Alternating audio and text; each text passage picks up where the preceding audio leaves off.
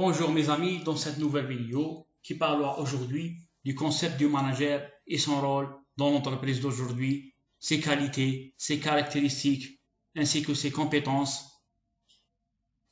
Les précédents siècles sont caractérisés par l'importance accordée aux dirigeants, considérés comme le principal acteur de fonctionnement de l'entreprise. Ils se contentaient de superviser et de contrôler le travail, négligeant le facteur humain dans la réalisation des objectifs de l'entreprise. La globalisation ainsi que la mondialisation de l'économie, la place prédominante donnée aux clients, une économie de savoir axée sur le savoir et les nouvelles technologies modifient les relations entre les hommes au travail aujourd'hui. Le gestionnaire n'est plus un planificateur et un contrôleur, mais beaucoup un manager, un leader, un coach qui possède des qualités de visionnaire et de communicateur au sein de son organisation. Le manager devient de plus en plus entraîneur, animateur, qui facilite le travail de ses collaborateurs. Pour diriger, il faut connaître les hommes. Pour connaître les hommes, il faut les écouter. Le manager est un chef dirigeant d'entreprise, cadre, décideur, responsable. Le manager est un coordinateur, intégrateur à l'intérieur de l'entreprise. Il doit coordonner et intégrer les hommes, les activités et les fonctions en vue d'atteindre le but fixé par l'organisation à l'extérieur de l'entreprise. Il doit œuvrer afin de l'intégrer à l'environnement. Il doit lui permettre de jouer son rôle de bon citoyen. Comparer le manager à un chef d'orchestre en disant que le manager a pour responsabilité de créer un tout qui est supérieur à la somme des parties, une entité productive dont il sort plus que la somme de ressources qu'on y est mise. C'est l'analogie avec le chef d'orchestre qui vient à l'esprit par ses efforts, sa vision et son leadership. Des parties individuelles qui sont elles-mêmes que des bruits deviennent une totalité vivante. La musique, mais le chef d'orchestre dispose de la partition écrite par le compositeur. Il n'est qu'un interprète. Le manager, lui, est à la fois compositeur et chef d'orchestre. Le manager dans une entreprise a des devoirs à remplir. Parmi ces devoirs, nous tenons à citer créer un environnement de travail positif, établir des orientations stratégiques, gérer l'entreprise en suivant une stratégie explicite, affectée, et répartir les ressources, élever la qualité de gestion de l'entreprise, un système de sélection efficace du personnel, organiser les efforts, définir des structures, aussi claires et globales, parvenir à la perfection dans le fonctionnement et l'exécution des affaires. Le manager doit se remettre en cause en permanence de l'objectif et d'améliorer la qualité de son travail. Ces deux devoirs sont indispensables à tout manager activant dans l'entreprise. Ils sont davantage liés entre eux. Ils constituent même la force de l'âme du manager sur le terrain. Mais pour consolider et donner un sens du travail du manager et rendre plus agréable l'accomplissement de ses devoirs. Comme nous avons mentionné précédemment, le manager occupe une place prépondérante dans la conduite des affaires de l'entreprise. Cette importance se caractérise pour l'ensemble des rôles de nature complexe. Il s'agit bien du rôle informationnel. Parmi les rôles du manager, selon Henry Mintzberg, les dirigeants remplissent en fait 10 rôles essentiels, assimilables à des comportements ainsi distincts qu'étroitement liés. Il y a les rôles interpersonnels. Le manager étant un symbole et représentant symboliquement l'entreprise afin d'accomplir plusieurs tâches routinières de nature juridique ou sociale. À titre d'exemple, accueillir des visiteurs, signer des documents officiels. Le manager accomplit le rôle de leader. Il est chargé de motiver, d'encourager le personnel. Il est responsable de l'embauche, de la formation et d'autres tâches annexes. Et se livrer à toutes les activités impliquant les employés et les salariés au niveau de l'entreprise. Le manager est aussi agent de liaison. Conserver les réseaux naturels de contact externes et d'information offrant faveur et renseignements utiles. À titre d'exemple, répondre aux courriers, effectuer des tâches externes au compte de la direction, ainsi que des activités impliquant des intervenants de l'externe. Il y a aussi, selon Mintzberg, les rôles informationnels. Le manager étant un observateur actif, il recherche et reçoit une foule d'informations, le plus souvent d'actualité, afin de mieux cerner l'organisation et son environnement, point neurologique de données internes et externes. À titre d'exemple, il lit des journaux et les rapports ainsi que l'entretien des contacts personnels. Le manager étant un diffuseur d'informations. Il transmet l'information reçue d'autres employés et des membres. Certaines données sont factuelles, d'autres supposant l'interprétation et l'intégration de plusieurs postes d'influence. À titre d'exemple, organiser des réunions d'information, faire des annonces pour diffuser l'information. Le manager étant un porte-parole. Il transmet les informations des intervenants sur le plan règles, actions, résultats et pertes. Il tient des réunions de direction, il fournit des informations aux médias, lourds ou tels que la télévision et la radio. Le manager, il a des rôles décisionnels. Il a le rôle d'entrepreneur. Il recherche dans l'organisation et son environnement des occasions d'avancer. Il lance des projets d'amélioration pour instaurer des changements. Il contrôle l'évaluation de certains projets. À titre d'exemple, organiser des séances stratégiques et des discussions pour mettre au point de nouveaux programmes stratégiques. Il joue le rôle de régulateur. Changer des actions de collection lorsque l'organisation doit faire face à des problèmes majeurs. À titre d'exemple, organiser des séances stratégiques et de discussions sur des problèmes de crise, soit financières ou d'exploitation. Le manager étant un répartiteur de ressources, chargé d'attribuer des ressources en tout genre, en tout terme, prendre ou d'approuver toute décision importante. Il planifie, demande des autorisations, réalise toute activité relevant de son budget. Enfin, le manager est un négociateur. Il est chargé de respecter l'organisation lors des négociations. Il participe à des négociations avec des partenaires. On va parler ensuite des compétences attendues d'un bon manager d'aujourd'hui. Il y a les compétences génériques. Il est généralement admis que les managers efficaces doivent justifier des compétences dans 4 domaines. Nous avons les compétences conceptuelles.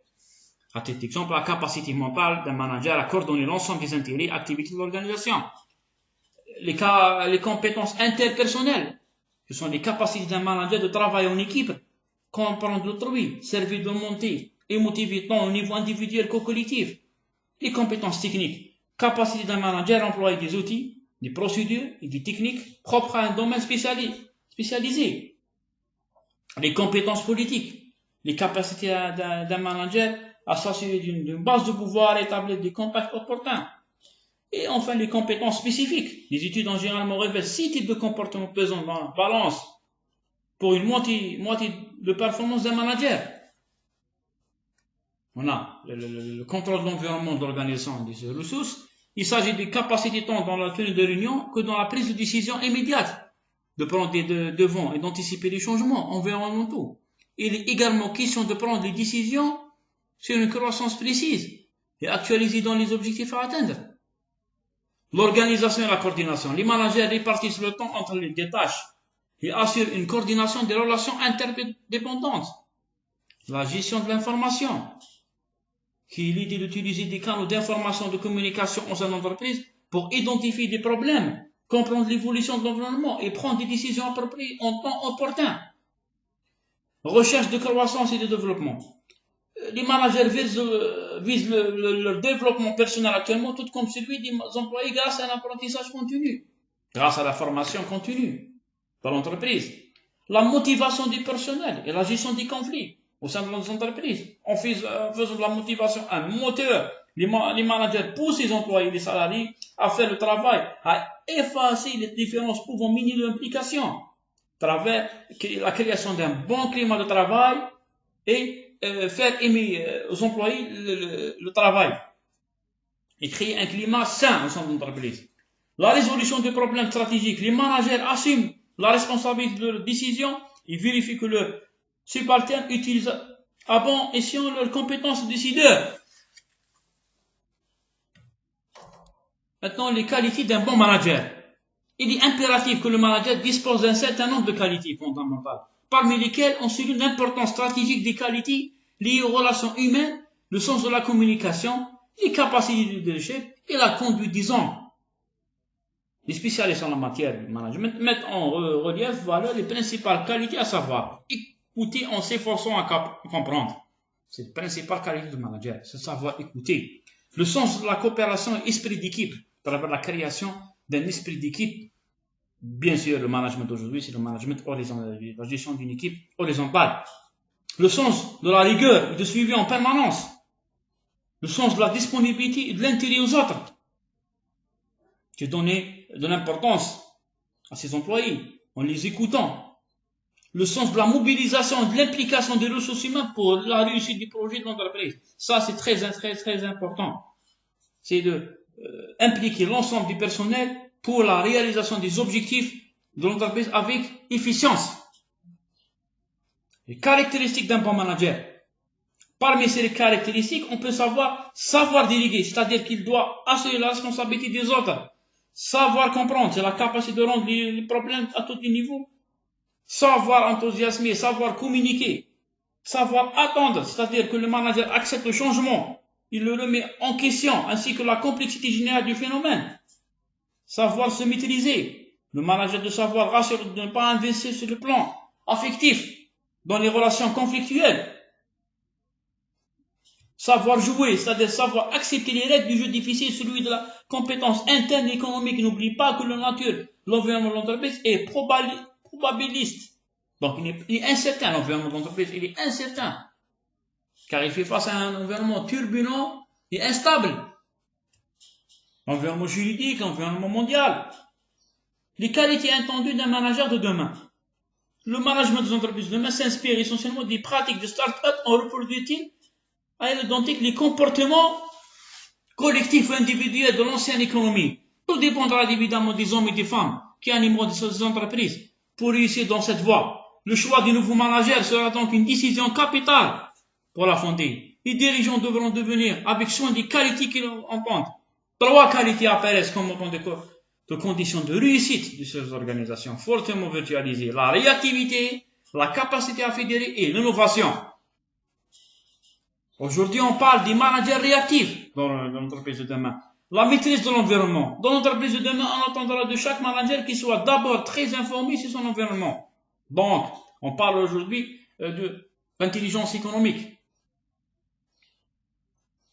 Le passage à l'action. Le manager de demain devra savoir réagir rapidement pour s'adapter aux événements extérieurs inattendus ou pour mettre en œuvre une décision stratégique prise par d'autres responsables que lui. La mesure de la plus-value. La plus-value reste l'objectif de l'action d'entreprise. Le manager de demain devra donc disposer des outils lui permettant de l'évaluer à tout moment. Des managers fédérateurs. Les développeurs de compétences et de savoir-faire. Le rôle d'un manager sera donc primordial. Il devra permettre l'émergence de véritables travailleurs du savoir, car il construit l'ensemble un véritable capital social précieux pour l'entreprise. Au-delà du savoir, le manager devra contribuer au développement des compétences de son équipe et en permanence celles qui vont permettre à chacun de survivre et de prospérer dans le changement. L'adaptabilité, la mobilité et la flexibilité. Les managers de demain, ce sont des facilitateurs au quotidien. La généralisation de l'usage des technologies de l'information conduit au développement du travail coopératif, tel que la possibilité de la communication transversale dont le manager est attendu ici pour faciliter la prise d'initiative. Les managers de demain, ce sont des animateurs de proximité, donnent du sens aux décisions qui seront prises au mouvement, qui seront initiées et savoir stimuler des personnes différentes. Les managers de demain, c'est des managers novateurs. Bien que les nouvelles technologies ont remis en cause les principales causes du pouvoir, les cadres ni plus maîtrisés ni de l'information ni des règles de jeu en vigueur dans l'entreprise à parvenir à repenser en permanence sur l'organisation. Le manager doit garder un fort esprit critique sur les autres, mais aussi sur lui-même. Donc, le manager de demain joue un rôle très important dans le développement tant économique et social de l'entreprise.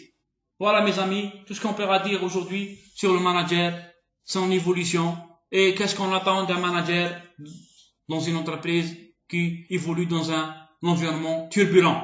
Merci pour votre bonne attention. Au revoir dans une autre vidéo.